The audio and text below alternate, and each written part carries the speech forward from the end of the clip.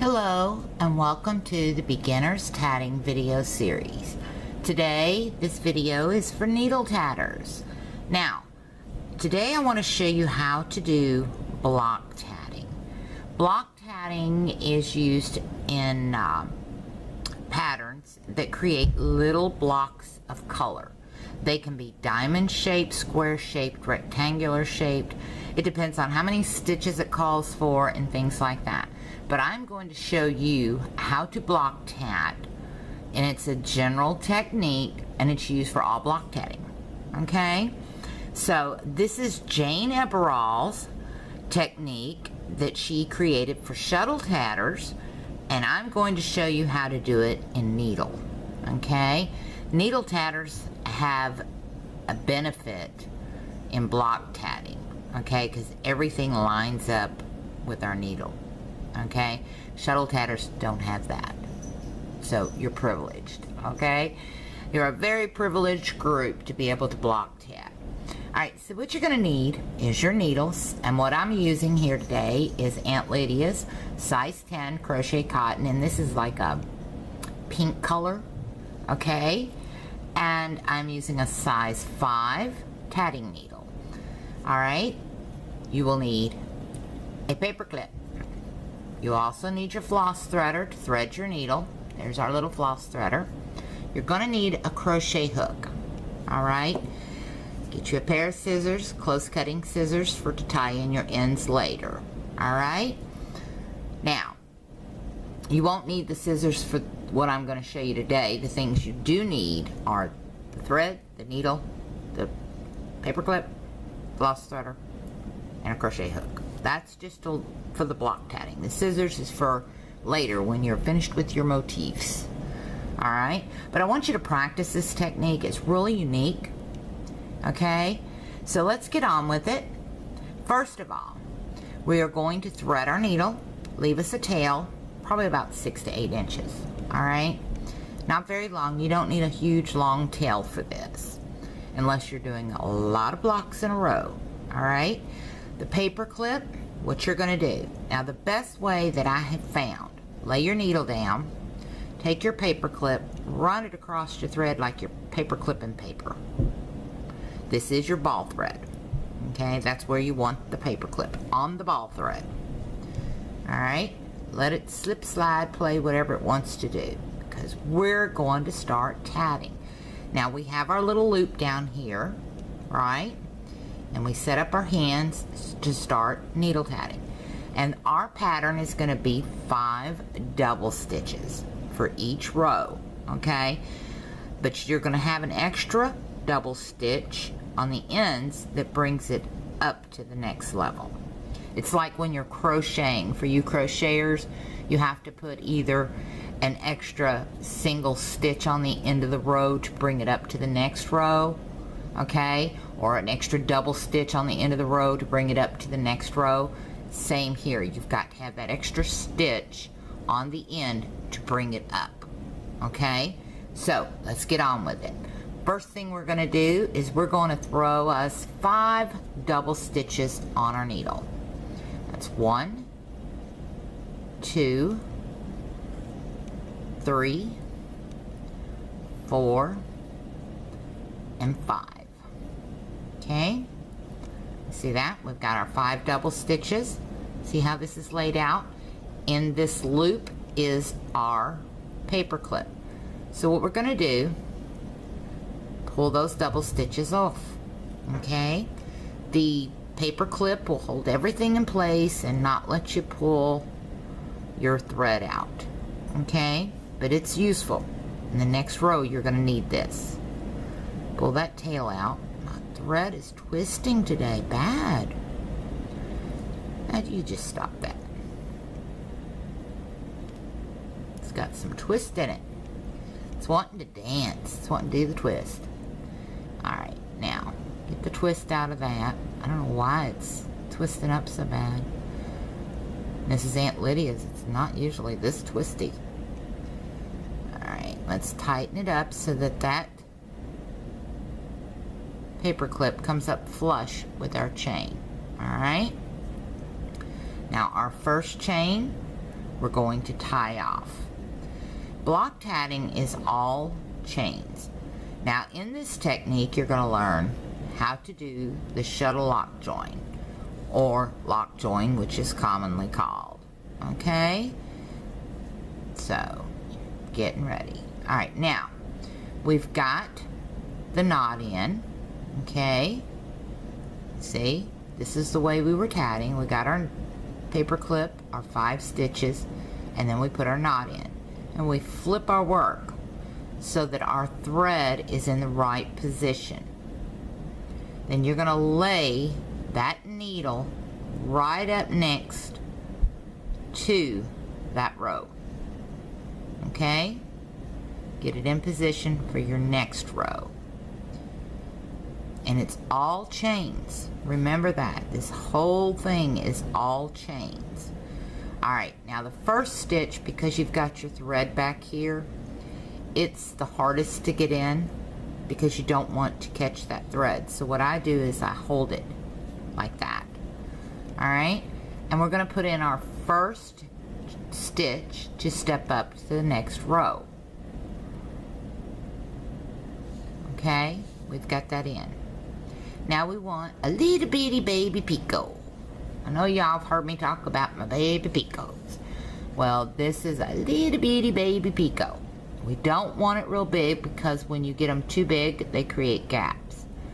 Alright, and you don't want gaps. You want a picot. You see the space on there? Maybe just a little bit more. Not that much. Right about there. Okay, now you can use a picot gauge to do this, okay, but I find with needle tatting I can eyeball my picots a little better, so I don't use a picot gauge with my needle tatting as much as I do with shuttle tatting. Okay, now you're going to slide them 2 stitches down there. Before we go any further, crochet hook, run it down in between them 2 stitches. Okay, make sure you're getting all your thread on one side of that crochet hook where the picot is supposed to go, and the needle on the other side. Pull that picot out. Okay, then close it up. That picot will be the exact dimension of the crochet hook, and that's what you want. You only want enough space for your crochet hook to go through and pull your thread through. Okay, now continue on and put 4 more double stitches. That's 1, 2, 3, 4. And what you will have is 1 double stitch, your itty bitty baby picot, 1, 2, 3, 4, 5 double stitches. Alright, now you're going to pull this off. Alright, that tail it's in a knot. There we go. Pull it off our needle. Okay, now you want to pull it down to where your stitches are in there pretty tight. And then you're going to lay it across. Just like this. Okay, see that? I'm going to lay it across till it comes to the end. Alright, then the paper clip. Remember the paper clip? It was holding our space. Gently remove it. Do not pull on that thread too tight or you'll lose that picot. Once you get it out, okay, crochet hook time. Put your crochet hook. It's best if you come from the bottom up. Grab that thread, pull it down. That way it's all going in the same direction. Now if you choose, you want to do it down from the top down, you can. Okay, but because the picot is so teeny, sometimes doing a up join or a down join can be easier. It's whatever's easier for you. It's no distinct direction. as far as pulling your picot through. Okay, now once you get that thread through, untwist it. You want it to lay flat. Okay, then take our needle, run it from bottom up. Okay, then pull it down. Make sure it does not twist. You do not want a twist in that lock joint. You have your lock joint. It's not going anywhere. Adjust everything to make sure it's all laying like it should. Should lay right on top that row. Okay?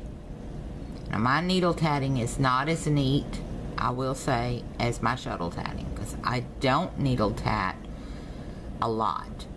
Okay, I won't lie to you and make you think I'm a professor at needle tatting.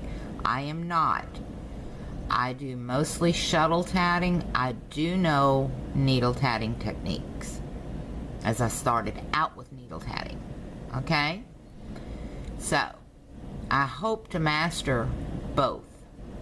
That's my goal, is to master both. Anyway, getting back to the pattern. After we've done our shuttle lock join right here, then we're going to tie off.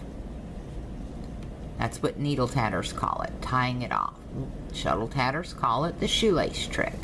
What that does is put our working thread in position for the next element. Now, here we go. You're going to lay that needle right on top of your work. Okay, see how it's laying? And you're going to do your first double stitch. Okay, put in your itty bitty baby picot. I love baby picots. I use them a lot. They're great joining picots. If you're working on a doily or something and you want it to join and fit up nicely, they're really good. And they're hard to get with a shuttle using a picot gauge. So I tend to eyeball my baby picots. Alright, now if you take your crochet hook again into that picot, alright, it stretches that picot out for the size of the crochet hook. So here's what you do. Bring it down. You've got your picot in. You're using that crochet hook for a picot gauge to get that really small picot. Now we're going to put 4 more double stitches.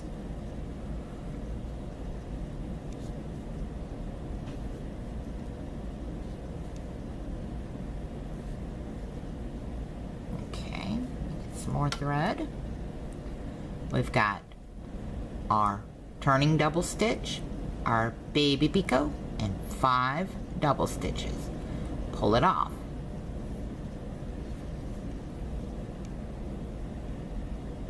Okay, now what are we going to do? We're going to lay it right across our work after we tighten everything in. Okay, because once you put your lock joint in, guess what? It's locked. Here we go again. We're doing another lock joint. See that? That's our itty bitty baby picot.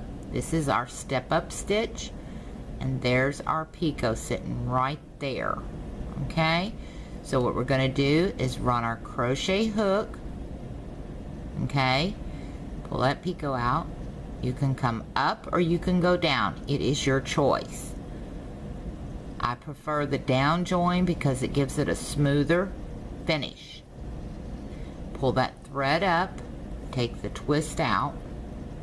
Sometimes you can turn the hook, crochet hook, and it'll pull it out.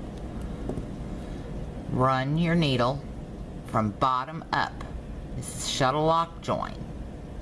Okay, commonly called lock join. Pull it down till it tightens up. You want it snug up. Okay, then we're going to tie off. Remember, you do your lock join first and then tie off. Rotate our work while we're putting our tie off in. Pull it down, and everything's in position for the next row. And that's what block tatting looks like. Remember, you have 1 double stitch that steps up to the next row. your itty bitty picot, and 5 double stitches, or whatever the pattern calls for. Now, you have learned how to do a shuttle lock join, and you've learned how to do block tatting. And you're using Jane Eberall's technique. The shuttle tatters use this a lot of the time, okay? And it's really neat. It tightens up on the edges. You don't get that curvature, okay? Whereas if you if you do it the other way that they used to do it, block tatting used to be done, you get this little humpty ridge that comes along the edge. I like the straight edge because it gives it more of a block appeal. Now, look out next week. Now, Monday, the shuttle tatters should have their video up on the pattern. Okay, it's a tat along. If everything holds right, creeks don't rise, as they say, we will have the video up Monday for the tat along. I will have, for the needle tatters, a video of that same pattern up next week. So look for it, guys. It's a special treat. Cynthia Stevenson, she created the pattern, and it is a gorgeous pattern. It has a versatility of uses, okay? So, can't wait to show it to you. You're gonna love it.